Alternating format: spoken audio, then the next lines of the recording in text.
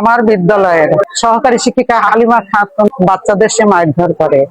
আমার মেয়ে প্রাইমারি স্কুলে পড়ে, সুম্মা খাতুন। আমার মেয়েকে হালিমা ম্যাডাম মারধর করেছে। আমি স্কুলে আসলাম, আমাকে আরো হামলা করে। সাথিয়ায় আবারও কোমলমতি শিক্ষার্থীদের মারধরের অভিযোগ উঠেছে শিক্ষিকা হালিমা খাতুনের বিরুদ্ধে। ঘটনাটি ঘটেছে সাথিয়া উপজেলার ৬০ নং খলিশাখালী সরকারি প্রাথমিক বিদ্যালয়ে।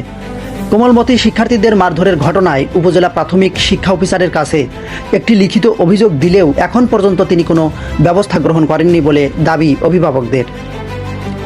এ বিষয়ে উক্ত প্রাথমিক বিদ্যালয়ের ভারপ্রাপ্ত প্রধান শিক্ষিকা বলেন, এর আগেও তার বিরুদ্ধে অভিযোগ রয়েছে, বাচ্চাদের সে মারধর করে। আমি মৌখিকভাবে তাকে অনেকবার বলেছি, তারপরেও উনি শুধরায় না। অভিভাবক আলম হোসেন বলেন, আমার মেয়ে সুম্মা খাতুন ৫ম শ্রেণীতে পড়ে।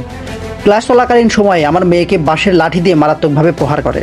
আমার মেয়েকে আমি মুন্নাফ ডাক্তারের কাছে নিয়ে গিয়ে চিকিৎসা দিই। প্রাথমিক শিক্ষা অফিসার বরাবর একটা লিখিত অভিযোগও দিয়েছি, এখন পর্যন্ত তারা কোনো ব্যবস্থা গ্রহণ করেনি।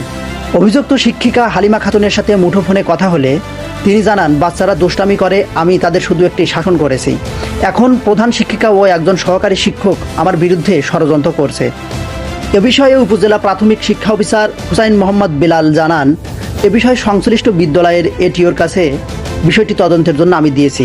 তদন্ত রিপোর্ট এখনও হাতে পাই নাই। রিপোর্ট হাতে পেলে প্রয়োজনীয় ব্যবস্থা গ্রহণ করব।